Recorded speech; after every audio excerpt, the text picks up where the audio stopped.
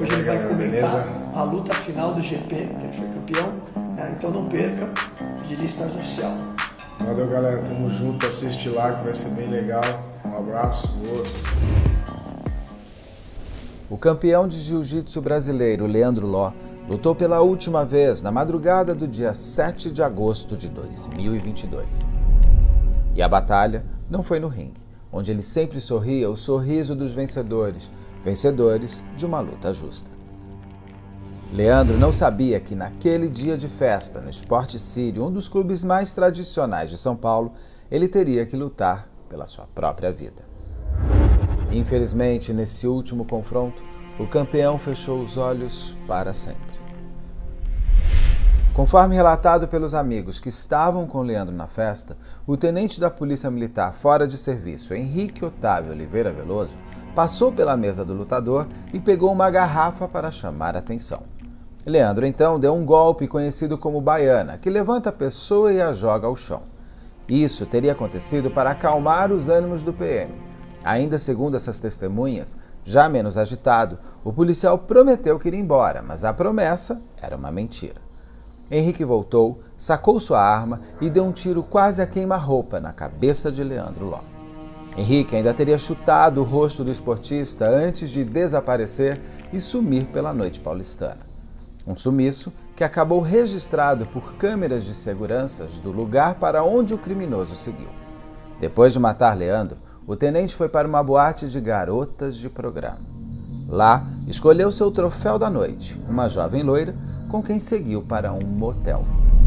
Morte e sexo. Duas palavras difíceis de encaixar sem deixar tudo ainda mais cruel. A polícia finalizou o inquérito e no dia 5 de setembro de 2022, a Justiça aceitou a denúncia do Ministério Público por homicídio triplamente qualificado.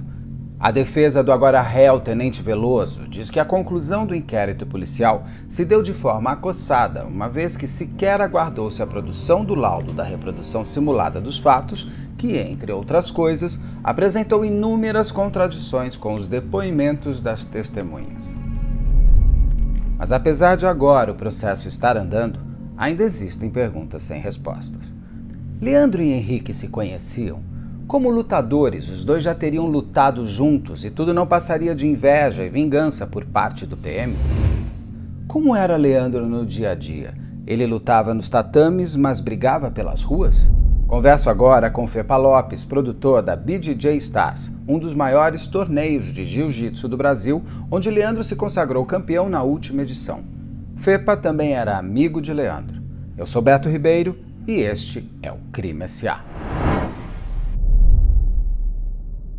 Fernando, muito obrigado por você ter aceitado o convite para falar sobre o Leandro Ló. O Fernando Lopes, ele é mais conhecido no meio do jiu-jitsu como Fepa. Ele vai explicar melhor, ele é um faixa preta de jiu-jitsu, como ele conheceu o Leandro. Ele vai explicar, até para ele mesmo já começar a contar como ele e o Leandro, qual a relação que eles tinham. E eu queria muito conversar com alguém que conhecia o Leandro de perto, porque como é natural, infelizmente a palavra é essa, mas natural quando você tem um crime bárbaro como esse, começam a pipocar e a se reorganizar perfis das pessoas, né, envolvidas. Então aqui eu vou entrar bastante para saber como era o Leandro, mas eu vou pedir para você começar me contando como vocês conheceram, como vocês estavam, qual a relação que vocês tinham, quando você ia encontrar o Leandro. Eu sei que você participa de um evento grande de luta. Então, como que é essa parte do Leandro com você? Tá. Vamos lá. Primeiro, obrigado pelo convite. Eu sei que o tema é muito delicado, triste, né? Mas quando você me convidou, eu falei que estava disponível, porque eu acho que a gente não pode deixar isso impune. Então, vamos lá. Eu já faço jiu-jitsu há 33 anos, tá? Então, eu tinha já um trabalho social que eu realizava, que eu dava aula. E lá atrás, muitos anos atrás, o Leandro era um cara já de destaque, nas faixas coloridas ainda, e ele enfrentava um aluno meu que era muito bom também. Então, o primeiro contato que eu tive com o Leandro foi como adversário de um aluno meu, que, aliás, ele ganhava do meu aluno. Mas foi dessa forma. E sempre foi eu torcendo para o meu aluno e coachando o meu aluno, e ele sendo coachado pelo professor dele, sempre com muito respeito. Nunca teve, apesar de rivais, nunca teve nenhum tipo de desrespeito. Isso fazia parte da rivalidade sadia dentro do esporte. Então, esses foram os primeiros contatos. Com o tempo, ele foi um cara que sempre se destacou muito nas categorias de faixa que ele lutou, até a faixa preta. Então, eu não tinha como não deixar de acompanhar o trabalho dele, porque desde 2002 eu tento profissionalizar o jiu-jitsu. Então, eu faço eventos profissionais de jiu-jitsu, onde eu remunero os atletas, desde 2002. Tá? Em 2019, eu realizei um evento que chama BJJ Stars, que ganhou uma posição muito grande aí no cenário mundial do jiu-jitsu, tido como os maiores eventos que existe, que é um evento que hoje eu posso falar que é profissional. Os atletas realmente já estão vivendo do jiu-jitsu e a gente ajuda nisso, soma nisso, né? Porque são poucos eventos que acontecem pelo redor do mundo que dão uma remuneração interessante para os atletas. Então, assim, o meu contato com o Leandro, como eu falei anteriormente, era superficial, se tornou mais próximo quando eu comecei a contratá-lo para fazer parte desses meus eventos. E aí, assim, o Leandro é o tipo da pessoa, né? Que não tem como você não se envolver com o cara, sabe? Não só profissionalmente. Era um cara muito carismático, né? Eu dizia que ele era o campeão do povo, isso a gente lançou no nosso evento, porque a gente faz lives com os atletas para participar do evento, bate-papo e tal, e as lives que eram feitas com ele, pelo grande campeão que sempre foi, bombavam. E era muito interessante porque, assim, não existia, como é que eu posso explicar? O Leandro era muito simples, então estava no meio da live, alguém fazia um comentário aqui na live, ele parava para responder o comentário, entendeu? Ele é um cara que era muito acessível a todas as pessoas. Então, era um cara que veio de uma comunidade, né? De uma condição mais humilde e mostrava para todo mundo que ele poderia ser uma pessoa que levava uma vida normal, porque ele saía, como aconteceu, apesar de ser um baita do atleta, ele saía, curtia, só que no dia seguinte ele estava treinando e fazia treino de horas, todo mundo sabia disso. E ele sempre, e o meu evento, se o atleta perde, eu não chamaria ele na edição seguinte. Normalmente é assim, eu falo na área de aquecimento dos atletas, olha, isso é um show, as pessoas assinam para assistir, a gente exibe em 76 países, então, e o público também paga para assistir, então eu não quero o cara sendo campeão usando o regulamento embaixo do braço. A gente quer ver show. Se você ganhar com o regulamento embaixo do braço, você não volta. Mas se você der show, mesmo que você perca, você volta. Sim. E vamos lá, ele teve a edição número 1 que ele lutou, foi um showzaço, uma luta que moveu o jiu-jitsu mundial, ele perdeu. Na edição número 2 foi um GP, que a gente chama, que é um torneio de 8 atletas com a premiação de R$100 mil para o campeão e mais uma premiação para todos os participantes. Ele perdeu. Quer dizer, ele já voltou na segunda porque ele deu show na primeira. Esse torneio, ele ganhou a primeira luta, mas ele perdeu a semifinal. Então, ele também veio de derrota. E nós chamamos, aí teve a pandemia, a gente ficou um tempo sem fazer evento, depois a gente fez um evento, até ajudamos a desenvolver o protocolo de segurança na Secretaria de Esportes aqui de São Paulo e tal. E aí fizemos um evento 3, que foi o The Return, o DJ Stars The Return, que ele fez uma luta casada e perdeu. Então, quer dizer, ele era um grande campeão mundial, mesmo sendo derrotado, era certeza de sucesso, de show, de espetáculo. Então, todo mundo queria ver o Leandro lutar. Na edição 4, eu fiz um GP, né, que é um torneio de 8 atletas, além de outras lutas casadas, que a gente chama que é quando é uma luta só, à noite, e ele participou do torneio. Eu botei ele no torneio, quer dizer, já no momento, o Leandro estava aí agora com 33 anos, mas ele já era, acima de 30 anos, é categoria Master. E ele nunca lutou de categoria Master, sempre lutou com adulto, com uma molecada que estava voando, né, no momento. E ele sempre foi um grande campeão, era um nome sempre a ser respeitado numa chave. Mas nesse GP, nesse torneio, ele não era o favorito. Né? Ele era um dos, mas ele não era o favorito. Não estava no seu melhor momento. E esse GP valia R$100 mil para o campeão. Nessa noite, foi assim uma coisa impressionante que ele fez ali naquele tatame. E ele levou os R$100 mil. Então, assim, foi fantástico. Ele ganhou o cinturão do evento. A partir daí, a gente tem umas bolsas, né, que a gente paga para os atletas. Ele passou a ter a bolsa teto do evento por ser detentor do cinturão, que é como a gente faz. Aí, vamos lá, esse foi o evento 4. No evento 5... Isso é de ano, mais ou menos? O ano? O evento O, 4, o evento 4 em 2020. recente. Tá? Recente. O evento 1 foi em 2019. Então, o 1 e o 2, ele lutou em 2019. O 3, 2020 e o 4, 2020 também. Aí o evento 5 foi também, ainda era pandemia, ele fez uma luta casada. Tá? Ganhou a luta. Outro detalhe importante, eu vou falando aqui só para a gente construindo a personalidade. Porque isso mostra, inclusive, a força do Leandro em perder e voltar. Exatamente. Não ser uma pessoa que eu só estou ali para ganhar. Estou ali sim, pela luta, pelo esporte, né? Não, e se desafiar, eu vou contar o porquê. O evento 5, ele era o dono do cinturão. Então, a partir do momento que ele é dono do cinturão e campeão mundial várias vezes, ele era o maior campeão mundial em atividade no jiu-jitsu. Tá? Do mundo, então, isso? Hã? Do mundo, campeão mundial do mesmo. mundo, Já teve um rapaz que era o melhor amigo dele, inclusive, que é o Marcos Bochecha, Marcos Almeida, que hoje está lutando no MMA, que teve 13 títulos mundiais. Né? Então, era o mais de todos. Teve o Roger Gracie e ele acho que era o terceiro. Em atividade, ele era o cara que era o maior colecionador de títulos em atividade. E aí, o que acontece? Vamos lá. Quando a pessoa já tem 30, acima de 30, eles vão nessa categoria de Master. Ele não. Ele sempre estava na categoria de adulto se desafiando. Quando ele foi campeão do cinturão, ele virou um dos caras mais a serem batidos do evento, ok? Aí eu propus uma luta casada para ele aceitou a luta casada, que era com um cara que tinha o vencido na segunda edição do torneio, lá, segunda edição. Então vamos fazer a luta casada, vamos embora. Ele treinou, se preparou para essa luta. Na semana da luta, o adversário se machucou. Então, teoricamente, ele ficou sem luta. Aí eu peguei um rapaz da nova geração que não tinha títulos mundiais, nem títulos de expressão ainda, que estava chegando e falei, olha, esse cara aceitou lutar. O que a maioria, vou te falar aqui a realidade, o que a maioria dos atletas fariam é não com esse eu não tenho interesse de lutar, porque assim, eu posso virar uma escada para ele. Se eu ganhar dele, eu não fiz mais que obrigação. A verdade era essa. E na mesma hora ele falou, vamos embora. Foi lá, ganhou muito bem a luta por finalização, deu show. Foi muito legal, porque assim, não era de se esconder, o Leandro gostava de tomar uma cerveja, como outros atletas também, mas ele, até o Marcos Bochecha estava no evento, foi um evento de pandemia, um evento fechado, e ele veio dos Estados Unidos para ver o Leandro lutar, e uma marca patrocinadora do evento era de cerveja também, né?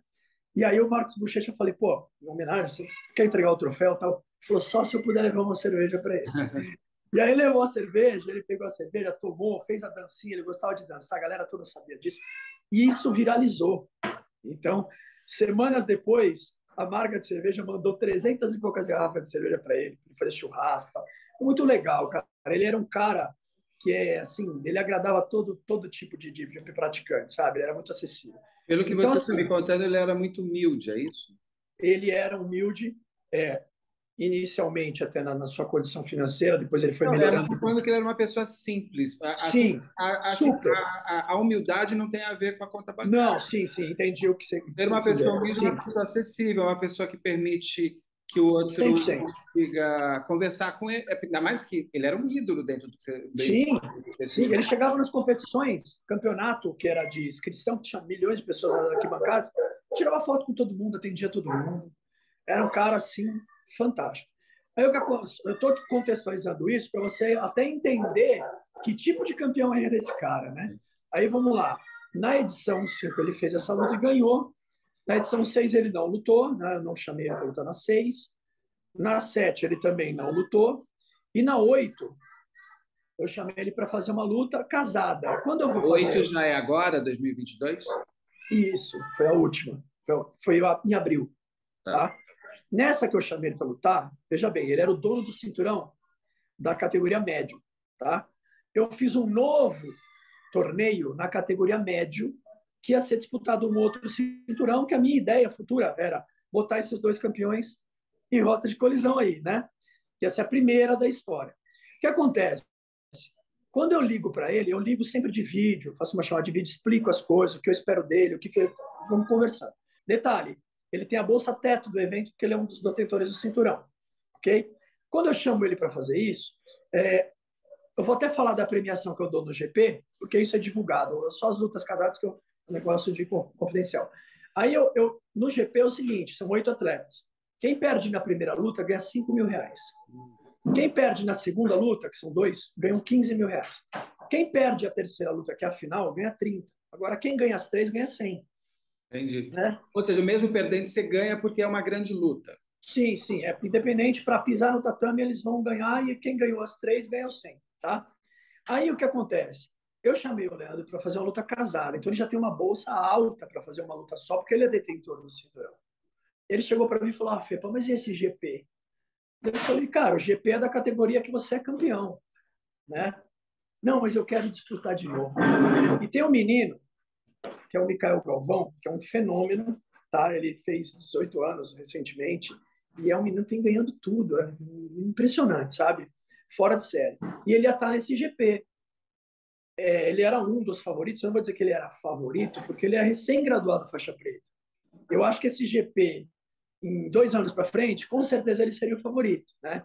Então ele ainda era um cara que poderia ganhar, mas era interessante ter isso, né? Esse menino novo, né, nesse GP. Enfim, o que acontece? Ele falou: não, eu quero lutar o GP. Um grande campeão, com uma história fantástica dentro do jiu-jitsu, já detentor do cinturão, ele queria se testar e a chance de ganhar R$ 5.000, que é muito menos do que a bolsa que ele ganharia para fazer uma luta, né? Ele poderia ganhar 100, mas aí ele teria que ganhar 3 lutas, né? Eu falei: pô, Leandro, você já é o detentor. Você falou: não, me põe no GP, eu quero me testar, não sei o quê. Bom, resumindo, botei ele no GP. A gente faz assim, um dia antes do evento, a gente faz o sorteio das chaves. Qual é o critério que eu utilizo? Quem tem título mundial na faixa preta, eu boto como cabeça de chave. Então, se tiver 4, são 4 cabeças de chave, o resto sorteio. O Leandro era um cabeça de chave. Tinha um outro rapaz, que é o Lucas Huck, que é o que ganhou do Leandro na edição 3, era um cabeça de chave. Enfim, a gente tinha que fazer o sorteio com os outros, e esse menino ainda não era campeão mundial na faixa preta. Então, ele teria que fazer entrar no sorteio. E como é o sorteio? Eu boto dentro de um jarro, umas bolinhas fechadas com o nome de cada atleta que já está na chave. Então, você tira o atleta que você vai lutar. Quando o Micael Galvão, que é um menino fenômeno aí, abriu a bolinha dele, ele abre e fala: está lá, Leandro Lobo. Meu, o negócio fez assim, ó, o nosso pay-per-view começou, que era a luta que todo mundo queria ver. Se eu pudesse escolher, Beto, eu não colocaria de cara. Se eu pudesse escolher, mas é que eu quero fazer um negócio transparente, sem beneficiar ninguém. Lógico. Essa, para mim, seria uma luta que poderia ser uma final. Entendeu? Entendi. Saiu de cara. Detalhe, a gente divulga isso, tá? Então não foi coincidência que a gente divulga isso. A primeira e a segunda luta, a gente bota também de graça no nosso canal do YouTube. E a terceira luta, a gente falou: ó, galera, agora só no pay-per-view. Né? Estratégia de venda e tal. Lógico, faz parte. Então, a primeira luta é sempre uma luta de abertura, de pessoas que estão estreando no evento e tal. A segunda luta é a primeira do GP, a que está no lado esquerdo superior da chave. A segunda luta, a terceira luta, é a primeira luta. Eu faço a primeira rodada do GP toda, tá? Então, a segunda luta é a primeira cabeça de chave do outro lado da chave. Quem era? O Leandro Lô e Micael Galvão. Então, quer dizer, eu fechava o pay-per-view bem na hora da luta deles. Foi uma coisa que aconteceu que nunca aconteceu. Você trouxe um Brasil e Itália logo no começo da Copa, mais ou menos. Exatamente, exatamente. E quando isso, e assim, não foi uma coisa manipulada, eles tiraram ali, né? E quando isso aconteceu, nossa, isso não aconteceu no histórico das outras edições, tá? Normalmente a venda de pay-per-view ela acontece muito grande nos 3 últimos dias, principalmente no dia. Mas quando o evento começa, uma outra venda, já começou o evento. No dia seguinte, algumas vendas de países que têm fuso grande e tal. O evento inteiro ficou venda, venda, venda. Na hora da luta que a gente fechou, pico de venda. Né? Foi um negócio assim, diferente. Isso mostra, inclusive, que o Leandro ele era uma pessoa muito gostada, as pessoas gostavam do trabalho dele, do talento dele. Mas às vezes não adianta você ter talento se você não tiver carisma, por exemplo. Então, no caso, o Leandro ele unia essas duas formas de ser para um grande ídolo. E isso ajuda, inclusive, a que um evento seja um sucesso. Sim. E esse menino, que é dessa nova geração, também é um menino fantástico. É um menino que foi preparado pelo pai desde criancinha. Então, é um menino que já vem ganhando em todas as faixas. E ele é muito religioso. Um menino que é super bacana com todo mundo, sabe? Acessível. É um outro perfil, mas também agrada como o Leandro. Só que o Leandro ainda já era maior, porque já tinha conquistas mundiais, né? Então, assim, foi uma coisa que todo mundo gostaria de ver. E isso tudo aconteceu em abril agora, de 2022. Isso. Se eu não me Eles engano, lutaram, então, os dois 30 de lutaram. abril. A luta foi uma luta travada, mas o menino conseguiu vencer umas vantagens. Tudo bem. Depois, o Leandro saiu na primeira rodada. Ou seja, o Leandro perdeu do menino. Perdeu do menino. Por uma vantagem, que é um detalhe na luta, tá? É um detalhe mais técnico. Isso. Depois esse menino ganhou a segunda luta, o menino que estava lutando com ele se contundiu, e na final ele lutou com aquele cara, que é o Lucas Huck, que ganhou campeão mundial, que ganhou do Leandro na edição 3. E o menino finalizou o Lucas Huck. Assim, é uma coisa surpreendida. Foi muita surpresa para o mundo do jiu-jitsu. Finalizou é fazer o atleta bater, né, pedir para parar antes do tempo acabar, né? Finalizou o Lucas Huck. Então, assim, foi um estouro o negócio. Bom, quando acabou o evento, ok, vamos preparar para uma próxima edição. Esse menino e um rapaz que mora nos Estados Unidos, que é brasileiro também, chama Tainan, era a luta que todo mundo passou a querer ver. Tá? Não, precisa ter o Mikio Tainan e tal. Na minha cabeça, eu falei, cara, o Mika, que é esse menino, Micael Galvão, ele ganha de todo mundo por finalização, ele sobra. Com o Leandro foi um detalhe, uma vantagem. Né? Eu falei, o mundo inteiro quer fazer essa luta, e assim, meus concorrentes pagam em dólar, né? Então, para mim é difícil. E aí eu falei, eu não vou entrar nesse leilão, porque só se falava nisso. Eu falei, para mim, a luta que mais vende é Leandro Lô e Mica Galvão. Então, em vez de eu chegar lá e disputar com todo mundo, e outra, tinha um campeonato mundial que ia acontecer, tá? Foi bem em seguida desse nosso evento. Ia acontecer o Mundial. Tudo podia acontecer no Mundial, né? O Leandro poderia ir mal no Mundial, o Micael poderia ir mal no Mundial. Mas eu falei, eu vou fazer essa aposta. Liguei para o Leandro, falei, Leandro, podemos conversar? Ele falou, pô, claro, vem na minha casa. Né? Ele era muito assim. Ele já foi na minha casa algumas vezes, eu já fui na casa dele. Então ele era um cara que estreitava com todo mundo, sabe? E eu fui lá. Cheguei lá antes de eu começar a falar o que eu queria, porque ele já sabia que a gente ia tratar, dividir stars do evento. Antes de eu começar a falar qual que era a minha ideia, que eu já tinha dividido com os meus sócios e tal, ele falou, Fepa, antes de você começar, posso falar uma coisa para você? Posso te pedir uma luta? Eu até achei estranho, porque o Leandro nunca escolheu lutar com ninguém, né? Pelo contrário, ele sempre quis os desafios e era o que a gente botava para ele, né? E quando a gente não botava o mais difícil, eu quero ir no GP, eu quero me ferir, ele se desafiava. Então, quando aconteceu isso, quando eu sentei na casa dele, ele falou, cara, deixa eu te pedir uma coisa, eu quero te pedir uma luta. Eu falei, ué, vamos ver, né? Eu já estava com aquilo na minha cabeça, muito bem montado. Eu falei, putz, você estava indo para convencer ele a fazer aquela luta com um rapaz de 18 anos. Exato. Aí sabe o que ele me falou? Eu quero lutar com o Micael Galvão, cara. Foi por uma vantagem, eu sei que eu posso ganhar. Ele pediu aquilo que você ia pedir para ele. Pediu. Aí na hora eu falei, cara, foi isso que eu vim fazer aqui. Dele, nossa, fantástico, não sei o que. Eu falei, olha, só que assim, como é um evento de entretenimento, tudo, a gente precisa contar uma história, né? Para que isso ganhe uma perda. Senão o cara podia falar, mas eles acabaram de lutar e ele perdeu, né? Então, qual que seria a história? Eu ligo para os atletas e faço uma chamada de vídeo como a gente está fazendo aqui, e vamos conversando, falando do evento, faço a proposta financeira. E a gente, sempre assim, eu acho que é uma coisa que deixa mais humanizada a relação, não é um negócio só, né? Aí eu falei, então vamos fazer o seguinte, combinamos essa estratégia. Eu vou te ligar de vídeo, quando eu chegar para te propor a luta, você me interrompe e fala, Fepa, e fala o que aconteceu aqui agora, né? Você pede a luta. Eu vou falar, caramba, não sei o quê. Poxa, podemos fazer, daí ele levanta, tinha todo combinado, pega o cinturão dele, vem até a câmera e fala assim, ó, e tem mais, quem perder fica sem, e mostra o cinturão, né? Porque os dois são donos de cinturão. É tudo e aí vai ficar um dono só, é a luta pelo cinturão. Exato, é a unificação que eu queria fazer lá na frente, né? Eu falei, fantástico, vamos fazer isso, cara, me arrepio de falar isso, vamos fazer isso e tal. E eu vou terminar essa chamada falando assim, posso divulgar isso? E ele ia falar sim. Todas as minhas divulgações de evento, eu vou fazendo a divulgação até deixar a luta principal por último. Eu ia abrir o evento divulgando isso. E já tinha combinado com o Micael Galvão, ele já tinha topado. E ele falou, não, tá aceito, não sei o quê. O Micael Galvão tem foto, criancinha, abraçado com o Leandro como ídolo, né? Então, assim, isso já estava acertado para a próxima edição, que vai acontecer agora, dia 21 de outubro. Ou seja, é a luta que nunca vai existir. É a luta que não vai existir. É. Aí o que aconteceu? Teve essa tragédia, né? Eu acho assim, BJJ Stars é muito pequeno para tudo isso que aconteceu, entendeu? É, eu não tem como eu falo isso, não tem como você estar perto e conhecer o Leandro e não virar amigo dele, entendeu?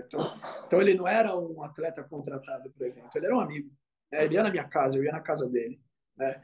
Você traz as pessoas na sua casa, pessoas que você, né, considera seus amigos. Então assim, a gente teve já algumas situações assim, né? Eu alugo uma casa em Paúba, ele estava em Maresias, a gente foi se encontrar na praia, curtir junto lá, tinha um tour. Então, um cara que a gente fez uma amizade, tinha muitos amigos em comum, porque eu vivo no dentro do jiu-jitsu, ele também, né?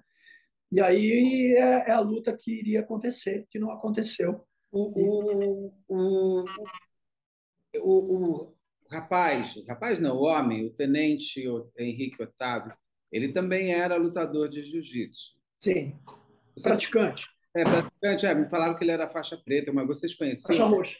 Você, Faixa faixa roxa. roxa. Você conhecia ele também? Não, eu não conheci ele do jiu-jitsu, né? Mas quando aconteceu a história toda, eu fui ver na rede social quem era, porque comentaram e tal, e eu vi até a escola que ele treinava, né? E eu conheço até a escola, o dono da escola, das franquias, vamos dizer assim, ele é presidente de uma entidade, né, de jiu-jitsu. É um cara super correto, super bacana. O professor dele eu não conheço, eu vi quem era, não conheço, mas conheço a escola. Né? É uma escola bem tradicional, inclusive quando eu competia, era uma escola que a minha escola, né, eu como aluno, era bem rival, no bom sentido, sempre nos demos super bem, mas era uma escola grande que a gente enfrentava. Né? Então eu conheço, eles não têm nenhuma culpa desse desmiolado. Mas o que eu Não. vejo ali, que eu vi na foto, que ele está com uma faixa azul no pescoço e com a roxa na cintura. Então, provavelmente é o dia da graduação dele, está na foto. Então, assim, o que eu penso. Só para eu entender. Tem faixa roxa e depois é preta? Não, para o adulto é da branca para azul, da azul para roxa, da roxa para marrom, da marrom para preta. Tá? Ele não era um iniciante, ele estava no meio do caminho, então ele já treinava um tempo. Para ser faixa roxa, tá? Vou falar até pela essa escola que é tradicional, ele devia ter aí pelo menos uns 5 anos de jiu-jitsu. Tá? Pelo menos.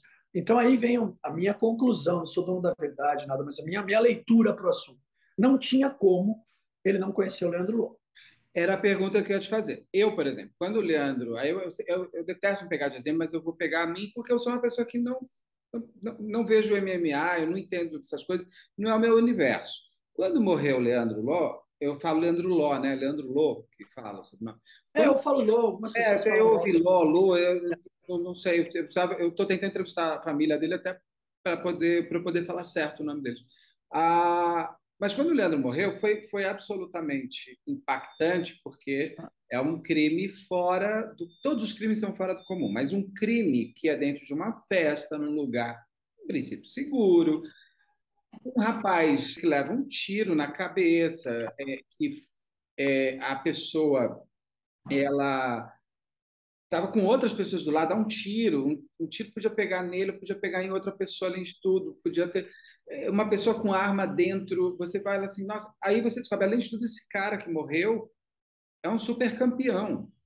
Aí você fala, e o cara que matou é um cara da área. Eu inclusive perguntei isso para as pessoas que representam o Henrique Otávio, se ele sabia quem era o Leandro. E aí dentro do universo do jiu-jitsu, é possível não saber quem é o Leandro? Impossível. Impossível.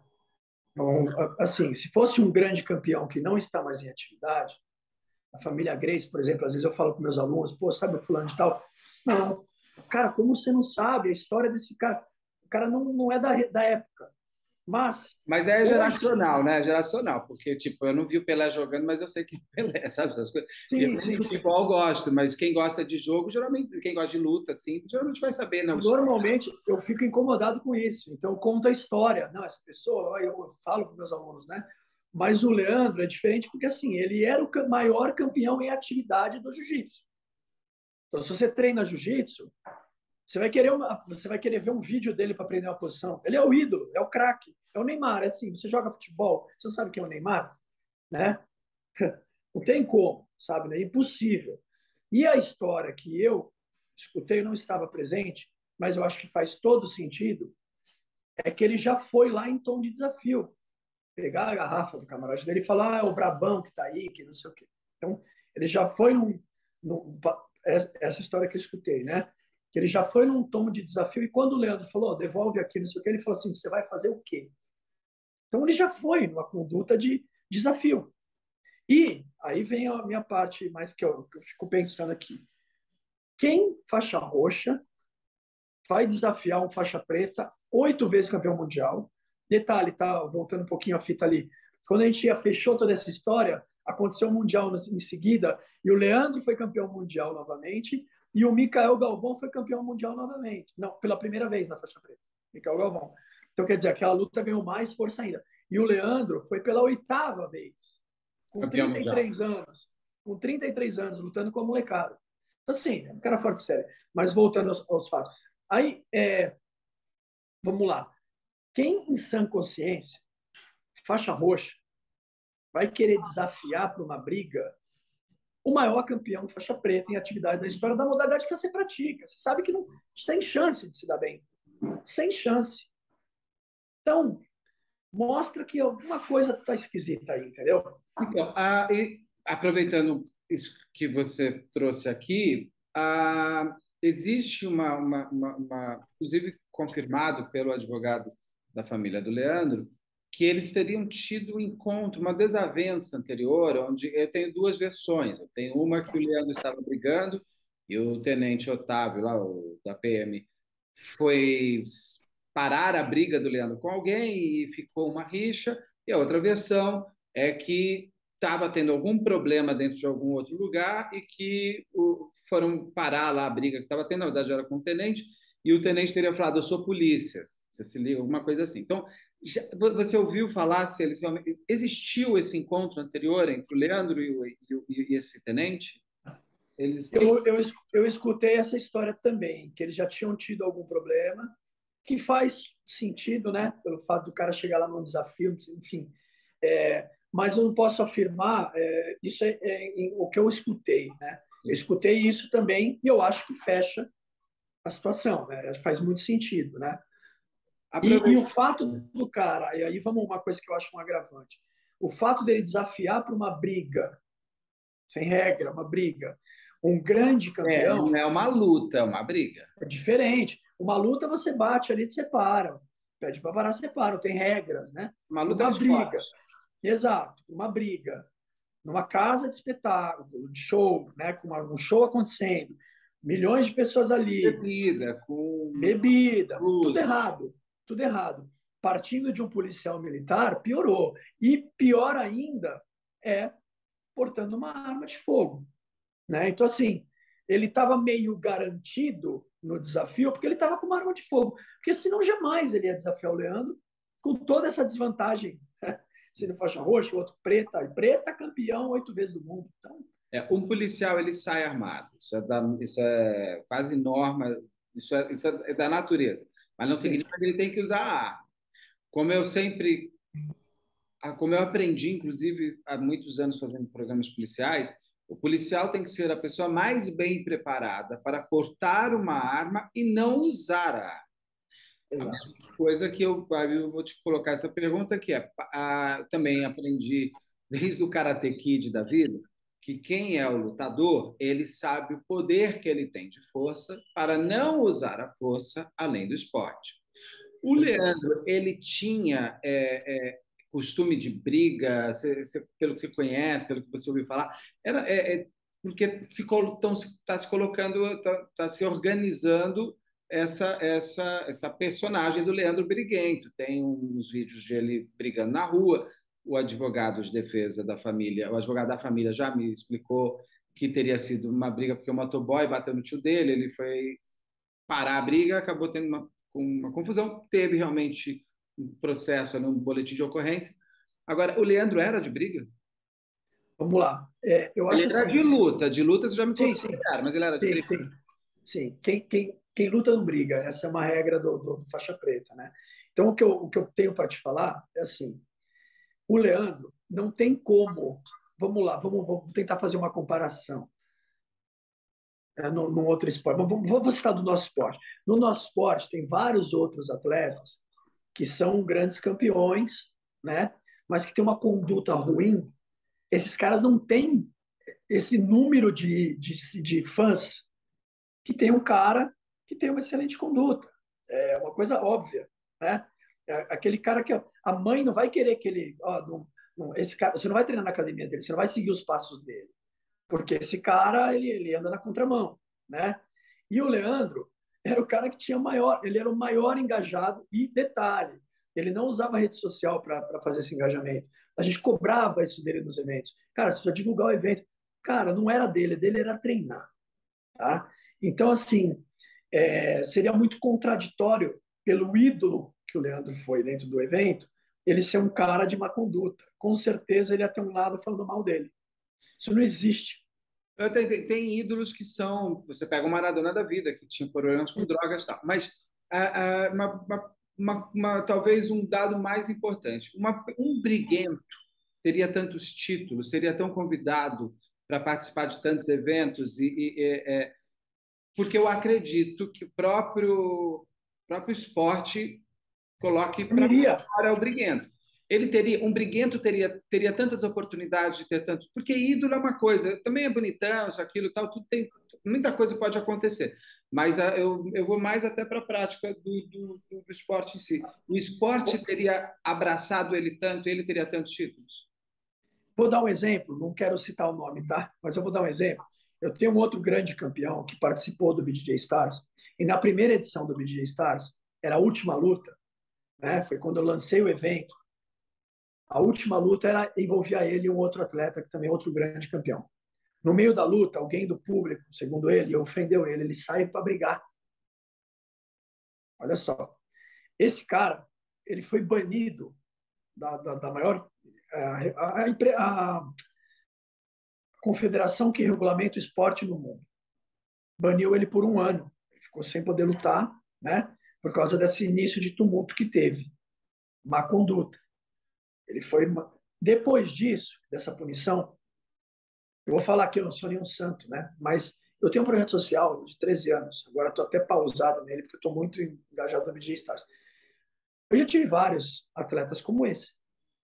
E o mais fácil é você fechar a porta, né? Eu dei a segunda chance para esse atleta. E fui criticado, fui apedrejado.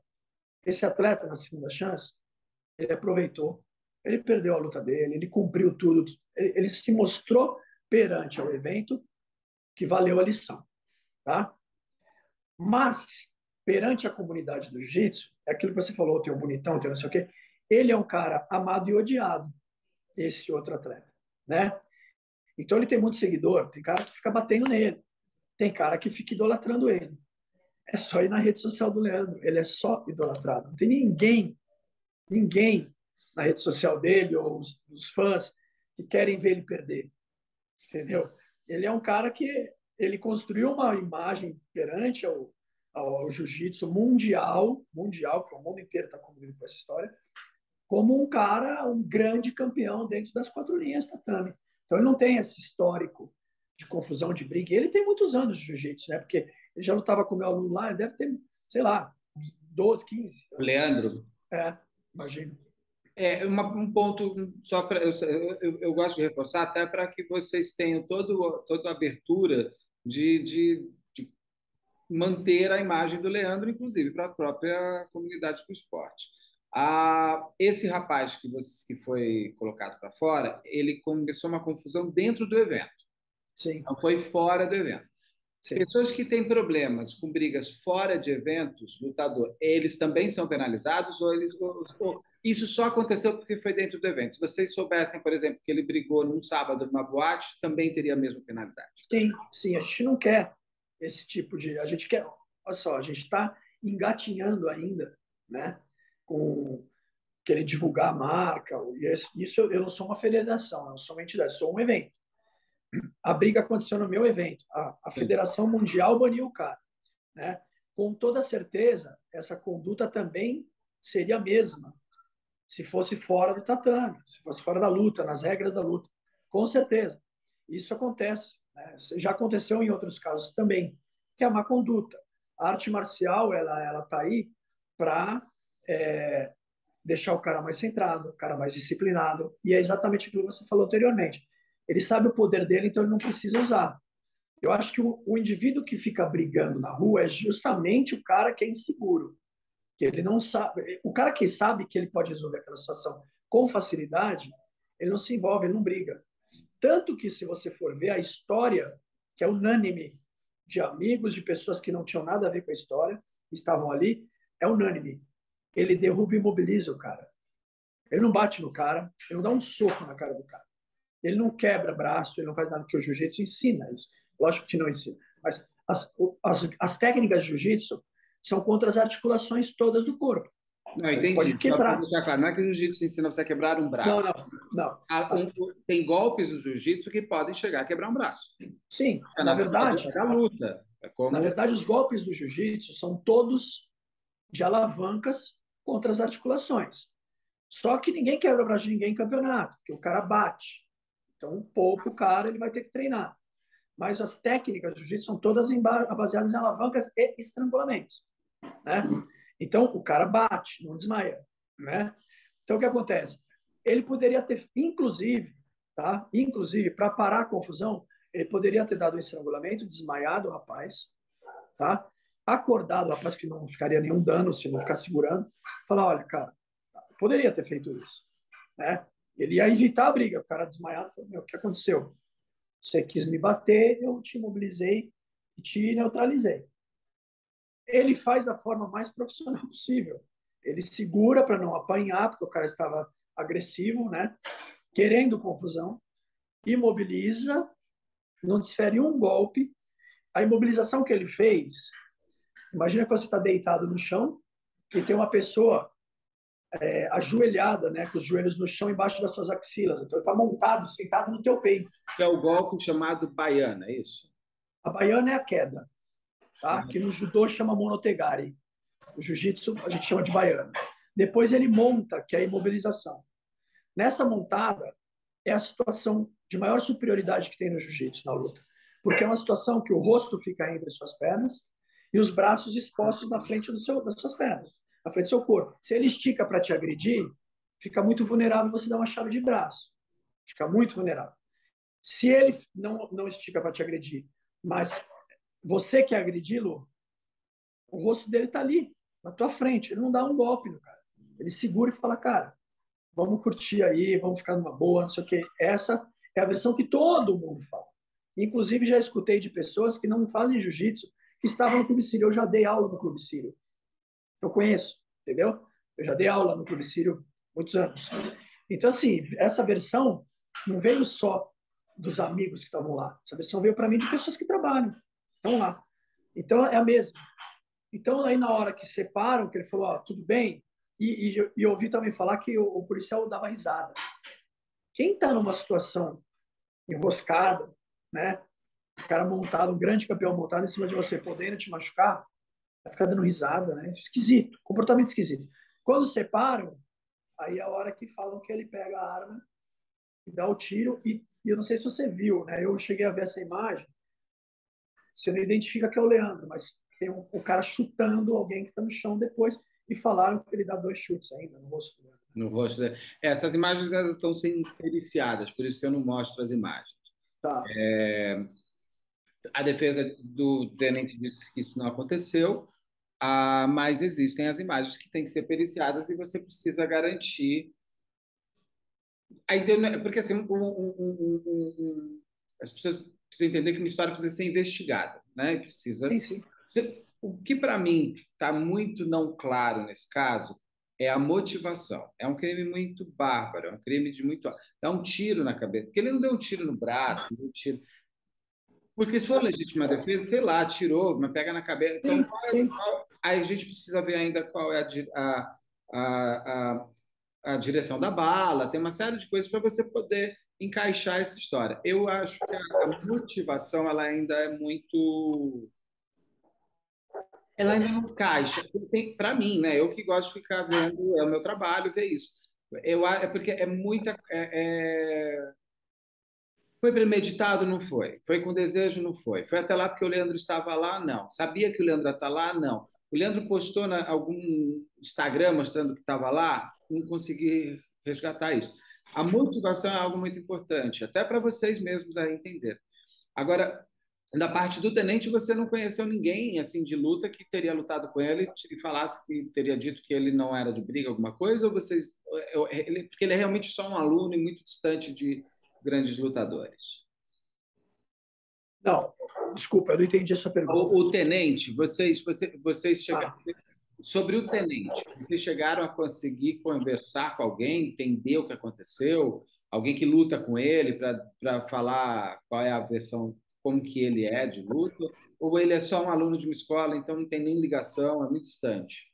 Não, não é um aluno de uma escola. O Mário Filho, que é um rapaz que é um repórter, inclusive ele é repórter do nosso evento, ele entrevista os atletas, um cara faixa preta, um cara querido pra caramba. Ele fez uma live e nessa live ele fala que ele procurou, aliás, acho que tem a live com o cara, eu não assisti, com o professor, que é o mestre, tá? Ele faixa coral, vermelho e preto, o responsável pela equipe que ele participava de uma das filiais, né? Eu conheço ele desde o início do meu jiu-jitsu, eu conheço esse mestre. E é um cara extremamente zen, sabe? Então, assim, a gente não pode atribuir isso a uma escola, de jeito nenhum. Mas ele era um cara que, com certeza, ele treinava há muitos anos, né? Ou pelo menos há uns 5 anos, mas ele não tinha um histórico de competições, né? Ele não era um competidor de jiu-jitsu, ele era um praticante de jiu-jitsu, né? Então, eu não tive nenhum tipo de informação. O que eu soube em relação ao que Conduta dele, a conduta do tenente na luta, se ele era mais agressivo, não era? Não, o que eu soube é exatamente que ele tem um envolvimento aí de um BO também. Estava cumprindo, né, com um companheiro de farda. Eu conheço, a minha namorada, ela faz crossfit. Ela faz crossfit num box de policiais, tá? E parece que a mulher lá, ela conhecia ele e eu sei quem é, então não era amigo, não, mas eu sei quem é, eu conheço o cara. Já teve um caso aí aí foi quando a primeira vez que eu escutei que já tinha tido um caso dele com o pessoal da polícia, aí se desentendeu. Em 2017. Em 2017, ele se envolveu numa briga dentro de uma boate, e aí chegaram os policiais militares solicitados pela boate, e ele agride o policial militar, que era inclusive de patente menor. Então é uma série. Ele foi, acho que ele já foi, acho não, ele foi condenado. Ele, segundo o advogado, ele foi condenado. Segundo o advogado da família do Leandro Ló, ele teria, inclusive, ele nem poderia estar naquela festa porque ele já tinha sido condenado em segunda instância, ele não podia beber, ele não podia sair, ele não podia fazer uma série de coisas. Esse é um crime muito estranho, porque, além de tudo, o tenente ainda vai para um motel, né? Tem o sexo. Não, e ainda parece que ele foi para uma outra boate, né? Ele vai para uma boate. Ele gastou mais de R$ 1.000 nessa outra boate com gin, com whisky. É uma festa, né? O cara foi o quê? Comemorar o que ele conseguiu, né? Porque ele pega outros programas nessa boate e vai para o motel com ela para lugar. É uma história muito... Não, comportamento psicopata, né? Porque assim, poxa, o cara mata uma pessoa e vai... Dia normal, tudo normal, vou comemorar, né? Psicopata, acho que seria um pouquinho mais inteligente para se vingar, acho. Mas tem os psicopatas que são muito... tem um ódio nessa história, precisa se entender o que acontece, qual foi o desenvolvimento desse ódio. Né? Bom, Luciano, eu te agradeço... desculpa, vou voltar. Bom, Fernando, eu te agradeço muito de você conseguir... e como é que está o ambiente hoje de vocês? Está em luto? Vai ter esse seu evento? Não vai? Vai ter homenagem? Como é que vocês estão? Porque é algo, eu acredito, você vai entender o que eu estou falando, que muita gente pode olhar e falar, tá vendo? É um monte de briguento. Isso também, ainda mais que o tenente é um faixa roxa, parece briga parece, tá vendo? Esses caras vão aprender a lutar só para machucar os outros. Pega também, né? Pega também um pouco o esporte como esporte. E aí, como é que vocês estão? Vocês estão se mobilizando? Vai ter seu evento com homenagem? Não vai? Como é que é? Sim, o que acontece? A partir dali a gente criou um grupo, né? Faço parte desse grupo, que é assim, justiça para o Leandro Lô, né? Então a gente está bem engajado em em que a justiça seja feita, né? Que for justo aconteça. Então, a gente está acompanhando bastante, né, o dia a dia dessa história, e eu vou fazer o evento dia 21 de outubro, né? É um evento que eu vou fazer, inclusive, em homenagem a ele. Todos os meus eventos têm um tema, né? Então, tem o tema, a gente teve o último, foi os samurais, a gente teve gladiadores, blá, blá, blá. E o tema é em memória do Leandro Lobo, né? A gente vai fazer uma grande homenagem para ele, porque a comunidade toda está em luto, né? O jiu-jitsu mundial está em luto. Então, a gente vai fazer uma homenagem bacana para ele aí e mostrar que a gente está junto pela justiça, que a justiça seja feita nesse caso. Não pode deixar cair no esquecimento, né? E eu escutei, né, versões aí, a história do advogado dele, estão querendo botar o cara com uma legítima defesa, amenizar o caso, e a gente não pode deixar isso acontecer. Vocês estão apoiando a família do Leandro? Sim, então, nós juntamente, foi no velório, inclusive, falamos do um sonho, e ela, a mãe dele, lógico que sabia, dele, que ele vem de comunidade, né? Então ele queria proporcionar a outras pessoas que proporcionaram para ele um dia, né? Então foi aí que foi criado o Instituto Leandro Lô, e esse instituto, o mundo inteiro está se mobilizando. Tem um canal, chama BJJ Fanatics, nos Estados Unidos, que está fazendo depósito nesse instituto. Aqui a nossa comunidade também está ajudando nesse instituto. E a gente vai manter esse sonho dele vivo. Vamos fazer que o instituto, administrado pela mãe e pela irmã, né, faça o sonho dele se realizar.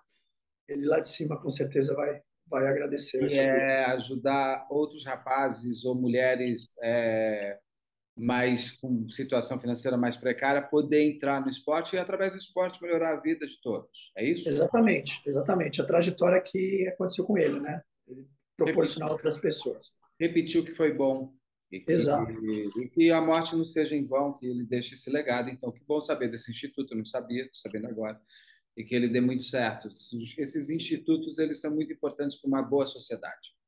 E eu acredito sempre que o esporte é uma das melhores portas de entrada para que as pessoas consigam se reorganizar socialmente, intelectualmente, mentalmente, porque o esporte te dá um equilíbrio em tudo, né? O corpo, mente, alma. O esporte exige essa paz interna. Então, que bom que o esporte ajude essas outras pessoas também. Eu acho até, em cima desse comentário que você fez, eu acho que a arte marcial ainda mais ainda. Porque a arte marcial traz a história da disciplina, de você ter a perseverança, né? Porque eu comparo isso, eu tenho 2 filhos, né? E eu comparo isso na educação dos meus filhos, eu trago o que eu aprendi na arte marcial, que é a história de um dia você vai estar numa empresa, você tem o seu cargo e tem os superiores de faixa, né? São os seus chefes, e que você tem que, com muita garra e determinação, galgar caminho, degraus mais altos, até você chegar no objetivo final. Então, e esse caminho é sempre muito árduo, nunca é fácil. No jiu-jitsu também não é, né? Exige esforço. Exatamente. Exige também, inclusive, às vezes, como o Leandro, você me contando aqui, dar passos para trás, aceitar que aquele dia não é seu, é do outro, mas Exatamente. não ter inveja, não ter ódio, não ter vingança. E também não ter inteligência de saber que aquele dia você se pediu para parar, para não se machucar, te dando a chance de você treinar e evoluir para um dia você conseguir ganhar aquela luta que você perdeu. Na vida, acho que é a mesma coisa. Muito obrigado por você ter ajudado as pessoas a conhecerem melhor o Leandro, o esportista e o homem que deu certo, que veio de um rapaz mais simples e que já tinha se tornado um grande ídolo, e com certeza o caminho dele, que foi arrancado do nada, teria sido ainda mais grandioso. Que bom que vocês estão juntos para fazer esse instituto também, porque aí mantém, a morte não fica tão em vão, né? Perfeito. Beto, eu que agradeço. Eu acho que assim quando você me convidou, eu na hora falei não, estou dentro, porque eu acho que a gente não pode deixar isso impune. A gente tem que fazer justiça e manter o legado dele, que é maravilhoso. Com certeza. Então conte comigo. Muito obrigado e bom evento agora em outubro, que seja um evento com bastante emoção, porque assim mostra a emoção não de ficar chorando só, a emoção de perceber tudo que aconteceu, de mais união ainda de vocês no esporte. Muito obrigado. Eu acho que a minha escolha no evento da homenagem nunca vai ser de alguma coisa, lógico, é sempre muito emocionante ver uma pessoa que faleceu, né? E da forma que foi. Mas a gente quer escolher coisas, momentos muito felizes dele, que foram 80% da vida dele, sabe? Sempre um cara muito alegre. Então, a homenagem vai ser em cima da alegria. Com certeza. O sorriso dele era bem marcante. Muito obrigado, Fepa. Obrigado e bom evento, bom trabalho, boas lutas. Obrigado. E zero de briga, né, gente? Pelo amor de Deus. Muito obrigado. Um abraço. Obrigado. Um abração. Tchau, tchau.